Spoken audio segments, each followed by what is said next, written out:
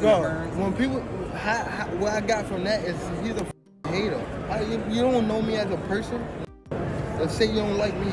Like, you don't know me. Like, you feel me? And I don't give a fuck. Him. If everybody in the crew, I mean, with him. Gervonta Davis speaking about you. Is that ever a possible fight? Yeah, if he want to dare to be great. You know what I mean? Leave them big guys alone. Stop trolling them, right? They're the best 147 pounders in the world, and they're the best 140 pounders for a reason. Gervonta Davis jumped on X right after Crawford's win over Canelo, boldly claiming he could beat him.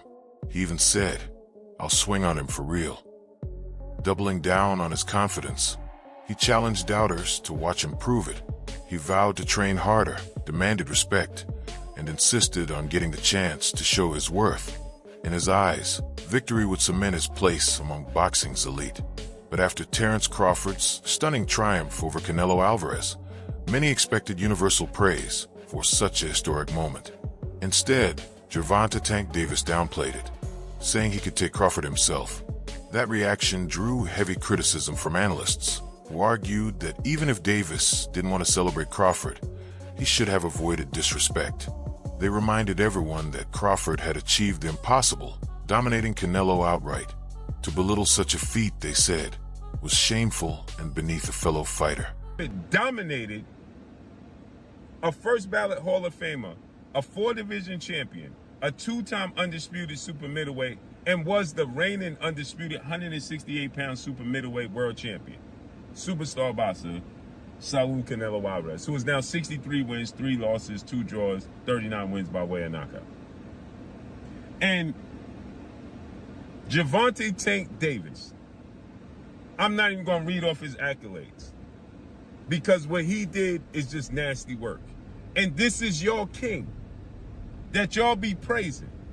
Gervonta Tank Davis, instead of applauding the accomplishments, just tip your hat. Just tip your hat. Hey, salute. And if you don't want to salute him, guess what? Just don't say nothing.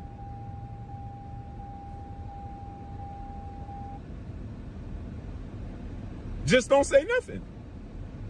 If you don't want to salute that man, just don't say nothing. Right? And so, Gervonta Tank Davis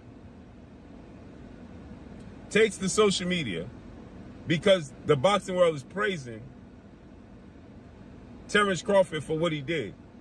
After Gervonta Tank Davis, when the fight was announced and when Terence Crawford was saying he wanted to go up from 154 to 168, Gervonta Tank Davis said he was doing it for the money, not for the legacy. Long before this controversy, Crawford had spoken openly about Gervonta Davis.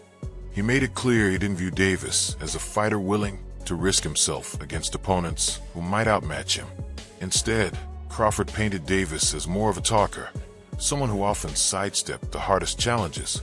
He even admitted he simply didn't like Davis at all, leaving no doubt that if a fight ever came between them, it would carry far more than competitive stakes. It would be deeply personal. Tank would never even think about to come up to 154. All right, what about 47 though? Yes, if he get to pick his opponent. But Tank would never come from 35 to 54. Y'all got into it on social media around that time. Is that just you being competitive, like when that happens, or is it like... I just really don't like that dude. You know? Why though? Cause I just don't like him. Like, I really don't like him. That's like just not your cup of tea. That's just not your... I don't like nothing about him. I just felt like, you know, he just one of these little arrogant little dudes that's using what he got to shield him. He got a lot of security guards around him, and he in the limelight and stuff like that. But in certain situations, he wouldn't be acting like that. Do you like him as a fighter though? Yeah, he's a damn good fighter. Yeah. But like his core personality and his ways. Bill Haney, father and trainer of Devin Haney, also stepped into the conversation. He brushed aside Davis's claims, saying there was no way Tank could ever duplicate what Crawford accomplished. In Haney's view, Davis needed to stop baiting bigger fighters and concentrate on his own weight class. He insisted Davis stay in his lane at 147 pounds instead of chasing headlines by calling out champions in divisions where he doesn't belong. To Haney, Tank's words weren't serious. They were nothing more than a publicity stunt. I gotta ask your thoughts on Tank saying he'd knock out Terence in 6 rounds. You think he was playing, trolling, what? Selling tickets to his new fight? Was that like his tweets? Like he's Nah, he said it on video. Huh? He said audio. He said it. He's like, if I tap that chin, you know he chinny. Listen, Terence has already hired us for any of the little guys. Anybody 130, 26, 30, 35, you know, Gary Russell, Tank Davis, you cannot go to get to Terence Crawford without going through us. Rolly Romero, leave Earl Spence alone. You see what I'm saying? You come over here and you get that ass whipping too. You know what I mean? Leave them big guys alone. Stop trolling them, right? They're the best 147 pounders in the world, and they're the best 140 pounders for a reason. Trainer Greg Hackett spoke with conviction as he reflected on Terence Crawford's victory over Canelo Alvarez, calling it one of the most important milestones in modern boxing. He stressed that Crawford has nothing left to prove after achieving something unseen for generations. Hackett reminded the world that not since the days of Bob Fitzsimmons and Henry Armstrong had a fighter climbed through divisions and dismantled an opponent as respected as Canelo. What made it more powerful, Hackett argued, was the way Crawford won. It wasn't a close call or a fortunate shot. It was a surgical display that erased any doubt about the better man. To Hackett, this triumph cemented Crawford's standing among the sport's greats, making him a legend outright. He added that critics should stop demanding explanations or questioning his legacy, because his record already speaks louder than words. Hackett closed by saying Crawford has silenced every doubt that lingered and should now enjoy the success instead of feeding negativity. For Hackett, Crawford's triumph embodied the true meaning of greatness. Armstrong held them all at the same time. Legendary shit. He goes in there and beats arguably the best fighter or one of the best fighters of his era. Yeah. Regardless of weight class. Yeah. What was your thoughts on the performance? The performance was like clean. Like it was real. It was times where it was close calls. Like it looked like Canelo might, like damn, Canelo might get him right here. You know what I mean? Bud found a way out, slip up out of there. He was working behind his jab real good, footwork real good. You know, setting the pace. He was creating what I like to call spider web in there. You know what I'm saying? That's basically setting traps with your movement. The part I didn't expect was for Canelo to really approach Bud like Bud, you know, like he was just gonna punch on Bud. He was looking. What I mean by that is Canelo when he would hit Bud to his hips or like on the shoulder, because I seen him do it a few times. He was like, Canelo was like looking for those results that he usually get when he do those things. And I was like, I can't believe he looking at Bud like that. Like he really trying to play Bud. I mean, on the low. He know Bud can fight, but it was like, I'm gonna hit, all right, when I hit you on your hips, you gonna act right. I mean, when I hit you on your shoulders, you gonna act right. And you could tell Canelo's been spoiled over the years. Canelo's gotten better, a lot better. And Canelo is a legend for sure. But you could tell he's imposed his will on a lot of guys and won off of his poker face alone. You know what I mean? Along with the punishing shots. Although Terence Crawford has never hidden his dislike for Gervonta Davis, he hasn't completely ruled out the possibility of meeting him inside the ring. Crawford has made it clear that if Davis is truly serious, he needs to move up to 147 pounds, where the fight can be made on fair terms. For Crawford, taking that challenge would silence Davis's endless trash talk while giving him yet another chance to prove his dominance against a marquee opponent. He views the decision as resting squarely on Davis. If Tank really believes in his words, then he must prove it by taking the risk instead of leaning on bold claims outside the ropes. Crawford's stance reflects his confidence, embracing the challenge while knowing the odds would still tilt heavily in his favor. Gervonta Davis speaking about you. Is that ever a possible fight? Yeah, if he want to dare to be great, he can be like all the other fighters that's moving up 2 weight classes and daring to be great. You would fight him. Man, tell him to come up there. He got to come to win 54. He said I got a glass chin. So tell him to come and touch it. Wow. Oh, man. Javonte said you got a glass. He said I got a glass chin. Tell him to come and touch it. At 147? At 147. I'll make 147 for him. Ooh, see, oh, man. You're going to have a pre-camp. Then what the people going to say? Oh, he's beating up on little guys. I don't know. DJ Rom, respected boxing commentator, shared his admiration for Terence Crawford by emphasizing his versatility and absolute mastery inside the ring. In his eyes, Crawford isn't just another gifted fighter, but one of the rare few who can do everything at the very highest level. Rom explained that Crawford's true strength lies in his adaptability. Whether it's a power puncher, a crafty counterpuncher, or a relentless pressure fighter, what makes him unique is the way he fuses offense and defense, shifting gears with precision and leaving opponents in constant doubt. Rom described Crawford as a once-in-a-generation talent whose grasp of distance, timing, and angles elevates him above everyone else in boxing today. For him, Crawford's bouts go beyond fights. They become displays of artistry, every adjustment a deliberate brushstroke on a canvas. More than just a champion, Rom sees Crawford as a problem solver, capable of dismantling any obstacle in his path. His ability to dominate under any circumstance has convinced Rom and countless others that Crawford's legacy will endure untouchable for years to come. Clearly, outboxed him like I said he would. Bud is special, man. He could adapt. He could make adjustments. There's nothing he can't do. I was a little worried because in the beginning when the fight was announced, because of Canelo's power, Bud coming up, they're like, oh, he come up 2 weight classes. I consider it, he came up 3. Because he only had 1 fight at 154. Yeah, 1 fight at 54. Yeah, right. So I feel like it's 3 weight classes in 2 fights. Right. Yeah. So with that right there, that was a big thing because Canelo is strong. Canelo does hit hard, he got power, and he's comfortable at 168. You understand what I'm saying? He's more comfortable. I didn't know if the weight was going to do something to Bud, but I know there was ways that he could outbox him easily. And he did it. Towards the closer to the fight date, I changed my stance on it and leaned more to Bud, which was a good thing because my prediction was right yesterday on it. And he just outboxed him, outclassed him. He showed people. And I think he still followed a bit of the Mayweather blueprint. Canelo has to plant his feet all the time to throw off his power, let off his power shots. He has to just make that quick stop. It's real quick, like a millisecond. But that's all Bud needs to move out the way. Bud sets him up to get a reaction. By the time Canelo goes to throw that punch, Bud slips to the side and catches him that way. It's too late. For Canelo to his planning of the feet to throw his power punches. If more people figure that out and really take that into consideration in their training camps, I think he would have more losses.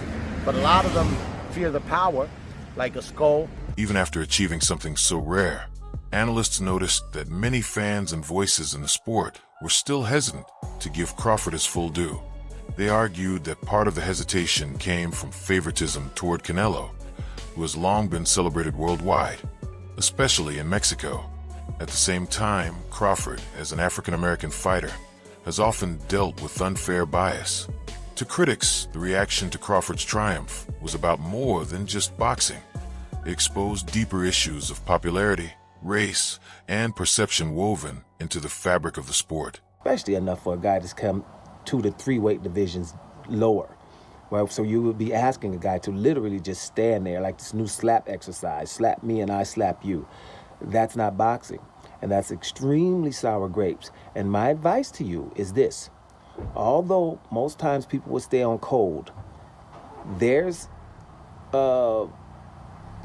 exceptions to the rules where people will say, I'm not going that far. You know what I mean?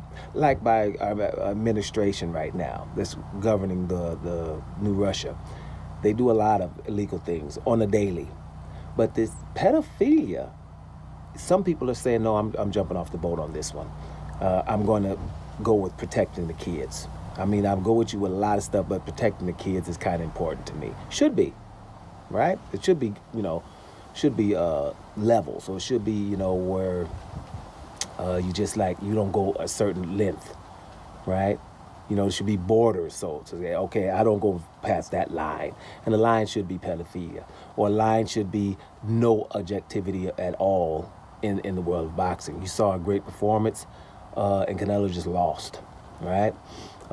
This guy is just a better fighter. Right? If he can come up from that weight division and stand in the pocket most of the time, and still win. If you are saying that you don't want Canelo to be able to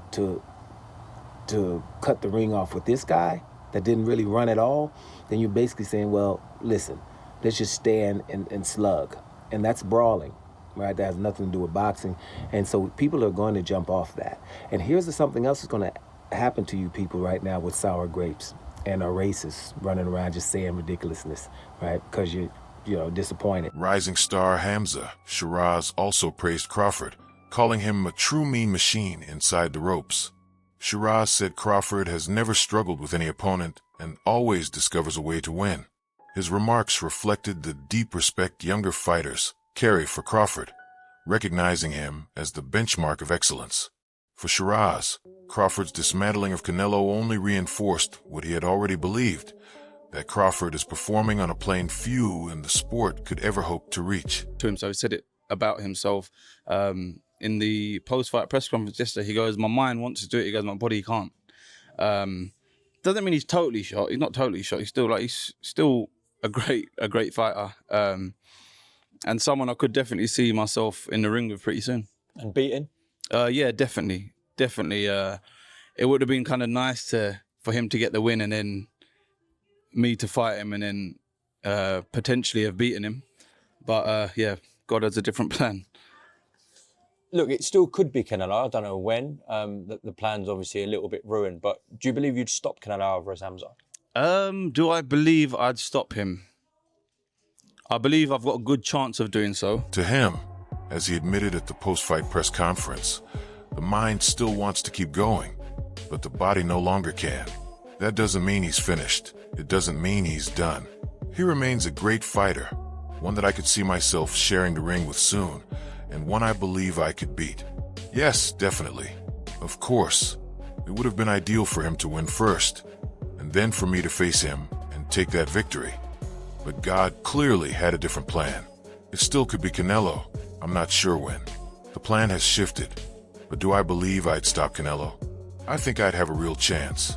Crawford's longtime trainer, Brian Bomac McIntyre, offered his own insight into the future.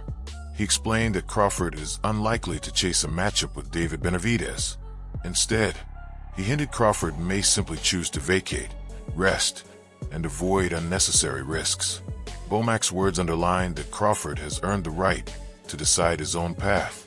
With nothing left to prove, he can now put legacy and personal goals above the demands of critics. And if Benavidez can make 168, maybe he has plans or ideas of maybe trying to match up Benavidez and Terence Crawford. No, there. man. No, we ain't doing that fight. Maybe planning on vacating the belts? No, we ain't gonna vacate the belts. You know, we just gonna sit where we need to sit for a minute, and then, just like I said, get back in the gym and do our thing. Honest? And he don't want that. 154? No. So what does this performance prove about the end of sparring? You guys are largely I told you it don't make it. no difference. Didn't I say it? I said that don't mean shit. I don't give a damn about that. Yeah. I said that, didn't I? In one of those interviews, I said that. Don't mean shit, because he's no Bud Crawford. I'm not taking nothing from Ennis, Boozy, them over there, them my guys. Legendary heavyweight Evander Holyfield also shared his thoughts on Crawford's triumph. He praised the performance as nothing short of exceptional, pointing to Crawford's timing, footwork, and ring IQ. In Holyfield's view, Crawford showed a level of skill that clearly set him apart from ordinary champions. For him, the win over Canelo wasn't just another victory. It was a display of mastery, a reminder of what great boxing truly looks like. And coming from a legend like Holyfield, that praise carried undeniable weight. What do you think of Crawford's performance over Canelo? It was super. Super. Because the thing is that when both of the guys are good. Right.